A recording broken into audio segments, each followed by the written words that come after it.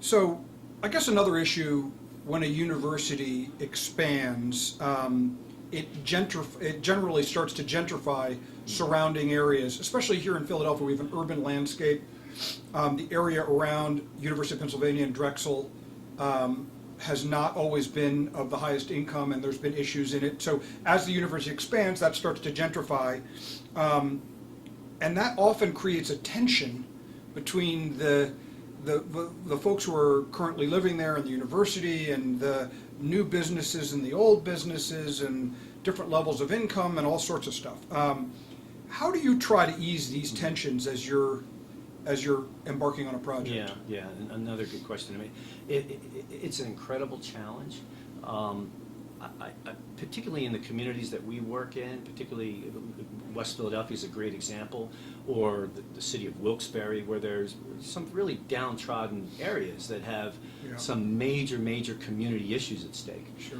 So I think we view ourselves as first of all, stakeholders to the community as well, Okay. and being good listeners to, let's say, these community stakeholders. So oftentimes when we get involved, we try to determine, first of all, what the community needs might be, and then come up with a mixed-use solution.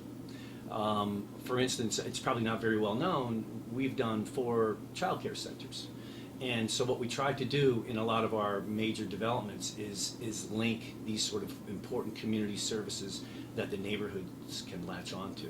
So the Episcopal Cathedral project, for instance, was very interesting, in which we had to get incredible zoning variances and actually remapping, and we wouldn't have been able to do this without the support of the neighborhood and Councilwoman Blackwell.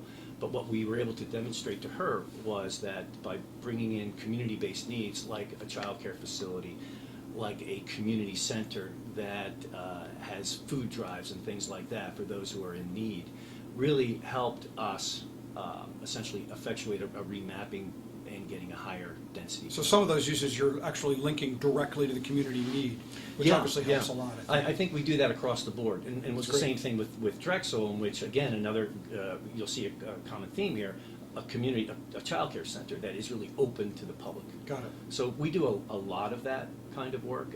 In some other instances, we've had adult daycare communities, for instance, at Franklin and Marshall College, where, again, we're engaged in a community of need. Got it. Very interesting. That's great. Well, when we talk about university development as a topic, everyone instantly thinks, especially in the commercial real estate industry, when I say university development, everybody thinks immediately of student housing. But that's not the only property type that feeds off of and does well close to a university or even on the campus of a university. There are many other property types. What demand is there for office space, do you think, close, on the campus, off campus, close by? And is there a demand for a specific type of office, or just office in general, do you think?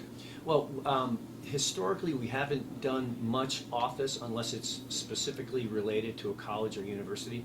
But candidly, I think what the Pennovation Center is doing is perfect, right on point, where space is affordable, it's flexible, where you can sort of plug and play, particularly with the, I'll call it the STEM educational cluster, if you're talking about, focusing on where you can have small groups of individuals that are doing a startup company that can interact with other young individuals. And when you say, I'm sorry to interrupt, but when you say STEM, science, technology, engineering, and mathematics is what you're referring to? Which is huge. Yeah. And we're seeing that across the board in small scale or large scale, like what Penn's doing across the river. Got it. Yeah, no, that's very interesting. Obviously, universities are a driver of, lots of, they have a lot of different needs, and they throw off lots of different businesses, and so it's much more than student housing. It's probably much more than office as well. I know, for example, that retail and hotels are also another sort of property type that folks develop to supplement the needs of what the university has. And the other thing too, it's keeping these graduates here, which is just so key, Yes, particularly as it relates to affordable office space. Very interesting. David, I really want to thank you for joining us. It's been fascinating talking to you about this stuff, and we appreciate it. Andrew Benioff for Lenrock Group, speaking with David Yeager of Radnor Property Group. Thank you very much. Thanks, Andrew. Thank you. Good.